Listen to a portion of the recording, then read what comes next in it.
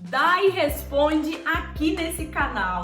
Ah, que maravilha! Você gosta desse quadro? Você gosta desse vídeo, é? Então deixa aí seu like para eu entender que tá fazendo sentido para você, que você tá gostando desse quadro.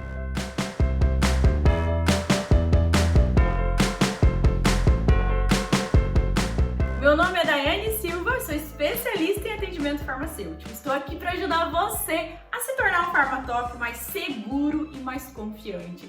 Então vamos lá para a nossa primeira pergunta de hoje do Dai Responde. Dai, existe alguma ordem para dispor os medicamentos na geladeira?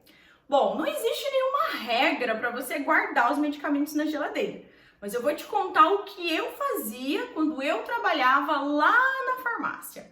Bom, o que a gente costumava fazer? Eu gostava muito de separar por forma farmacêutica. Quais os medicamentos que vão na geladeira, que devem ser guardados nas geladeiras? São os medicamentos sensíveis, né? Como insulina, algumas pomadas oftálmicas, tem também os inaladores. Então, onde eu trabalhava, a gente tinha muitas vendas, né? Então, eu gostava sempre de deixar separadinho. As insulinas, tudo por ordem alfabética, tudo insulina numa prateleira. Depois, as pomadas oftálmicas, os inaladores, costumava sempre deixar, então, por forma farmacêutica e organizar por ordem alfabética.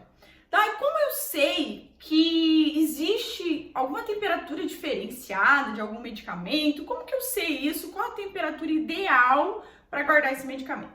Essa informação você vai conseguir aonde? Na caixinha do produto, tá? Do ladinho ali na caixinha, sempre vem dizendo qual a temperatura ideal para ser armazenado. Dica da Dai, hein? Hashtag Dica da Dai. Coloca aí se você gosta dessas dicas aqui que eu trago para você. Sempre, na hora que você for fazer dispensação desse medicamento para o seu paciente, oriente qual a forma correta que ele deve armazenar após aberto. Como assim, Dai? Existe diferença? Sim, o medicamento quando ele está fechado, geralmente ele precisa ser guardado numa temperatura ali entre 2 a 8 graus. Vai depender muito do medicamento, por isso que é interessante sempre olhar na embalagem, tá? Depois de aberto, ele segue outras condições de temperatura. Também vai depender do medicamento, mas geralmente é a temperatura ambiente entre 15 e 30 graus. Então, nem sempre o paciente vai precisar armazenar esse produto, esse medicamento na geladeira. É claro que você precisa observar o estado que você mora para aí fazer a orientação correta para o seu paciente. E já que nós estamos falando aqui de geladeira e de temperatura, deixa eu te falar uma coisa muito importante, principalmente para você que nunca trabalhou em farmácia. Além de você guardar todos esses medicamentos na geladeira certinho, organizado, você precisa o que fazer? Você precisa verificar a temperatura desse refrigerador, isso mesmo. Então é necessário você ter uma tabela. Lá nessa tabela você vai colocar o cabeçalho, o nome da farmácia, o CNPJ, o nome do farmacêutico, a data, o ano, tudo bonitinho. E embaixo você vai colocar ali, você precisa verificar a temperatura 3 vezes ao dia, manhã, tarde e noite. E também precisa colocar ali a temperatura do momento, a temperatura mínima e a temperatura máxima. Então quer dizer que eu preciso medir a temperatura da geladeira todos os dias? Sim, todos os dias, 3 vezes ao dia. Dai, além do refrigerador, eu preciso verificar a temperatura de outros locais aí da farmácia? Sim, isso é muito importante, tá? Além do refrigerador, você tem que verificar a temperatura da sala ali, do ambiente onde acontece o atendimento. Lembrando que se essa sala for muito grande, precisa ter mais de um termômetro. E esse termômetro tem que sempre estar perto da prateleira de medicamento, tá? Se a farmácia possuir uma sala separada para os medicamentos controlados, também tem que ter termômetro. Se a farmácia possuir um estoque, né, onde é armazenado o estoque da farmácia, também precisa ter termômetro. E também outro termômetro tem que estar lá na sala onde acontecem os serviços farmacêuticos, tá? Todas essas áreas devem ter a sua tabelinha bem certinho do jeito que eu falei aqui para você anteriormente. Próxima pergunta. Quais os medicamentos nós podemos fazer entrega? Ah, legal essa pergunta. O que nós devemos lembrar? Que anteriormente não era possível fazer entrega de medicamentos controlados, medicamentos da portaria 344, tá? Mas com a nova resolução, a resolução 357, houve aí uma alteração nessa questão. Então agora sim pode ser feito entrega dos medicamentos que fazem parte da portaria 344. Notificação de receita, a receita azul ou a receita amarela, e também medicamentos de controle especial, que geralmente é prescrito na receita branca. Lembrando que se você for fazer esse tipo de serviço na farmácia, você precisa ter um registro, tá? A resolução 357 nos traz que precisa ter um registro para ter o controle das entregas. Outro detalhe importante. Primeiramente, o profissional aí precisa buscar a receita na casa do paciente, verificar se ela está toda certinha, está completa, se o medicamento está ok, para depois, só depois de fazer a conferência desse receituário, aí sim você pode fazer a entrega e anotar certinho lá no livro de registro. Próxima pergunta. Dai, por que tem paciente diabético que faz uso de insulina e também de comprimido para diabetes? Então vamos lá. O que acontece? O paciente que tem diabetes tipo 1, ele acaba utilizando a insulina na forma de injeção diariamente para controlar os níveis de açúcar no sangue. Já o paciente com diabetes tipo 2, ele acaba tomando muitas vezes, tendo que usar a insulina na forma de injeção, quando a sua dieta, quando os medicamentos antidiabéticos já não fazem mais efeito, já não controlam mais os níveis de açúcar no sangue. Então significa que os comprimidos eles já não são mais apropriados para manter os níveis de glicemia nos padrões apropriados. Mais uma pergunta aqui no Dai Responde. Dai, nunca sei a quantidade certa que devo e que posso dispensar referente aos medicamentos da portaria 344. Essa dúvida aqui, é de uma grande parte da galera. Exemplo, Paco está limitado a quantidade de comprimidos. Na receita está 30 comprimidos. Porém, só existe caixa com 24 e com 36. E não está limitando o tempo de tratamento. Eu posso liberar a caixa com maior quantidade, com 36 comprimidos? Aqui eu quero trazer vários pontos para vocês que têm essa dúvida de quanto pode dispensar, se posso dispensar uma caixa, enfim. Mas primeira coisa aqui, a dúvida da nossa colega, o exemplo dela. O prescritor colocou ali Paco 30 comprimidos. Só existe caixa com 24 e existe caixa com 36.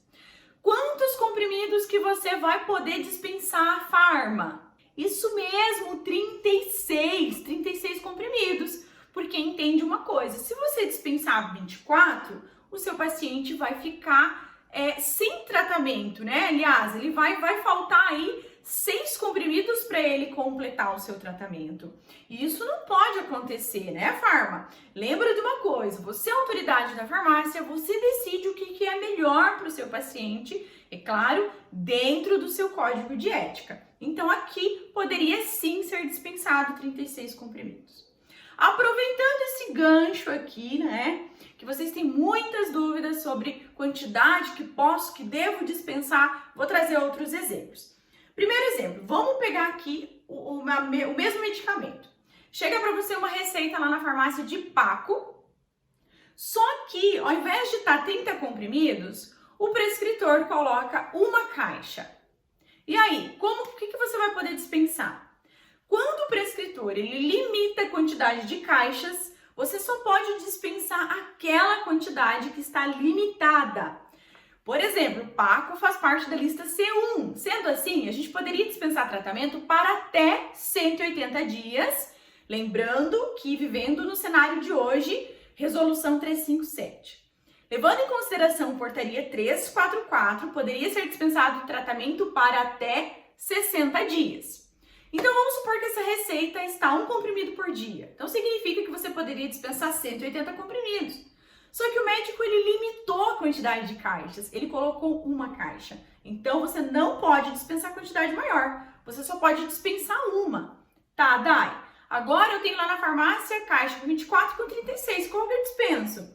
Aí você vai conversar com o seu paciente e você vai verificar o que é melhor para ele. Será que ele tem retorno daqui 30 dias? Será que é inconveniente para ele levar 24 ou levar 36? Nesse caso, você conversa com ele. Lembre-se, comunicação é o poder. Se você acreditar que for necessário, você também pode entrar em contato com o prescritor e esclarecer essa dúvida juntamente com ele, tá? Outro exemplo que acontece muito, que surge muita dúvida. Daí, quando não tem a quantidade de caixa limitada, mas tem a quantidade de dias. E aí? Ou tem a quantidade de caixas e tem a quantidade de dias. Qual que eu considero? O que eu faço? Eu dispenso a quantidade que o médico limitou ou eu dispenso a quantidade para que o paciente vai utilizar para aquele tempo de tratamento? Por exemplo, mesmo exemplo aqui, Paco, tá lá na receita, uma caixa, só que está assim, um comprimido ao dia durante 60 dias. E agora? Eu vou dispensar uma caixa ou eu vou dispensar 60 comprimidos? Você vai dispensar 60 comprimidos, porque o médico colocou que o seu paciente precisa utilizar esse medicamento durante 60 dias. Mas Dai, não é o médico que tem que colocar lá 2 caixas, então? Não é o médico. Claro que se ele souber a apresentação, vai facilitar pra gente. Mas não é uma obrigação dele, porque muitas vezes eles desconhecem as apresentações. E nós somos os profissionais do medicamento. A gente está ali em contato com o medicamento todos os dias. Então, você vai analisar essa questão e vai dispensar, então, para 60 dias, que é o tempo necessário que o seu paciente precisa de tratamento. Outro exemplo. Quando está uso contínuo, o que eu faço, Dai? Eu vou dispensar quanto tempo de tratamento? Levando em consideração portaria 344, você vai dispensar, se fosse Paco, que segue padrões da lista C1, você iria dispensar tratamento para até 60 dias. Levando em consideração o novo cenário, resolução 357, você pode dispensar tratamento para até 180 dias. Nesse caso, novamente, é necessário você conversar com o seu paciente e verificar quantas caixas, quantos comprimidos ele gostaria de levar. Mas o máximo que você pode dispensar é para 180 dias ou 60 dias, portaria 344. Mais um exemplo aqui para a gente finalizar essa questão.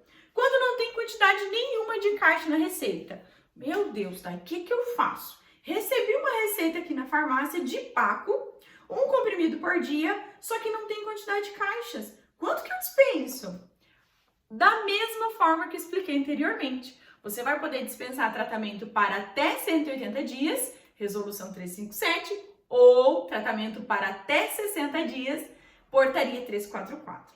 Lembrando que nesses 2 últimos casos que eu acabei de te explicar, você sempre tem que levar em consideração o que pode ser dispensado, a quantidade máxima que pode ser dispensado para cada lista, tá? C1 para até 60 dias, resolução portaria 344, resolução 357 para até 180 dias. Agora, se fosse o medicamento da lista A, portaria 344, você poderia dispensar tratamento para até 30 dias. Resolução 357, você pode dispensar tratamento para até 90 dias. Então, sempre verifica qual a lista que esse medicamento pertence. E essa pergunta aqui é a dúvida de muita gente também. Vem comigo. Dai, se o doutor prescreve um medicamento e coloca o laboratório, só pode liberar o que ele pediu? Então, vamos lá. Chega uma receita para você lá na farmácia. E nessa receita tem um carimbo, não autorizo a troca desse medicamento, ou não autorizo a substituição desse medicamento. Você pode substituir, esse medicamento, sim ou não? Se você colocou aí nos comentários que sim, você acertou. Isso mesmo. Mas Dai, como assim? O médico não carimbou ali que não pode? Olha só o que a resolução nos traz. Vou ler ela aqui para você. No caso de um profissional prescritor decidir pela não intercambiabilidade de sua prescrição, a manifestação deverá ser efetuada por escrito de forma clara, legível, devendo ser feita a próprio punho, não sendo permitidas outras formas de impressão. Isso significa, então, que o médico, se ele não quer que substitua aquele laboratório X que ele prescreveu, ele tem que colocar próprio punho. Lembrando que, mesmo ele colocando a próprio punho, quem decide o medicamento que quer levar, se esse medicamento é intercambiável com o genérico, quem que é? Isso mesmo, o paciente. O paciente que decide se ele quer levar o genérico ou não. É claro que, farma, você tem o dever de passar todas as informações para o seu paciente. Eu espero que eu tenha te ajudado no quadro de hoje aqui. Aproveita, se você ainda não se inscreveu no canal, se inscreva e aciona aí esse sininho para quando eu aparecer por aqui, você não perder nenhum vídeo meu. Beijão e até o próximo vídeo!